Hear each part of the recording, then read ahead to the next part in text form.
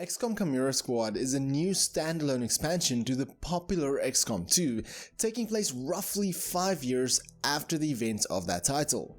Taking the formula of XCOM 2, Chimera Squad turns it on its side by changing it up just enough for the game to be unique, but still keeping everything familiar to what makes XCOM, well, XCOM. One of the biggest and most noticeable differences here is your squad. As the name suggests, you are in charge of a new group called Chimera Squad. This isn't your average squad though, as Chimera Squad consists of a mix between aliens, humans, and alien-human hybrids alike, each with their own unique abilities. That does mean though that you cannot change the names of your squad members, and you are only limited to a total of 11 specified team members in the end, as they all form part of the story. How you recruit them is up to you, as you can only take up to 4 soldiers onto the battlefield at one time.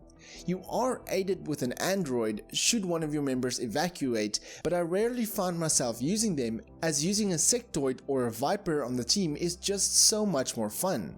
Each squad member has their own abilities, thus making their skill varied enough for the game to constantly feel rewarding as you increase your team along the way.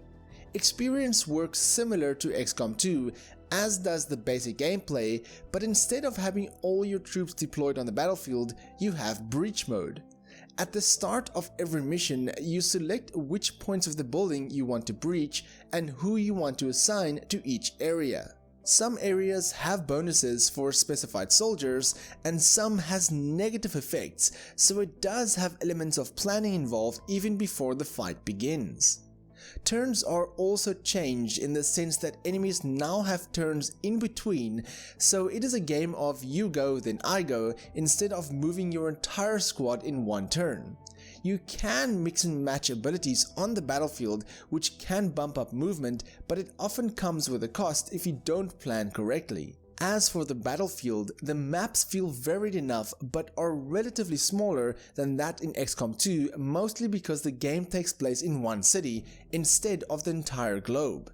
City 31 is under constant threat with those who believe that XCOM has gone soft by allowing mixed species on the planet, essentially humans and aliens living in peace. You have side missions to take on, each with rewards as well as main missions, so you need to choose which ones to take on next, as some does disappear over time, causing unrest in the districts. If the entire city becomes unrest, then it is game over. Another change is how your squad takes damage, in the sense that if a squad member dies, then the mission is over and you have to replay the entire mission. Gear and items are researched over time, and you can use intel to buy specific rare items from a market dealer that only appears every few days. XCOM Chimera Squad is significantly shorter than XCOM 2, but with it being a standalone $20 game, it is understandable. Mods are supported, which adds to the replay value, and although the cutscenes are told in a more comic book-esque single slides with voiceover manner, it was still an interesting story. I am curious if this all will eventually tie into the inevitable XCOM 3, but we should have that announcement not too far from now. As for Chimera Squad, if you are a fan of XCOM, then it is a must-buy, as I'd easily give it a 7 out of 10. I did wish that I could customize my squad more than just the color of their gear attachments and the equipment, but it is understandable why they went with this choice. The game does have some bugs though, as I had one hard crash while playing, but those weren't major issues. Overall, I had a great time with Chimera Squad, and I'd like to thank Prima Interactive and 2K for a review key.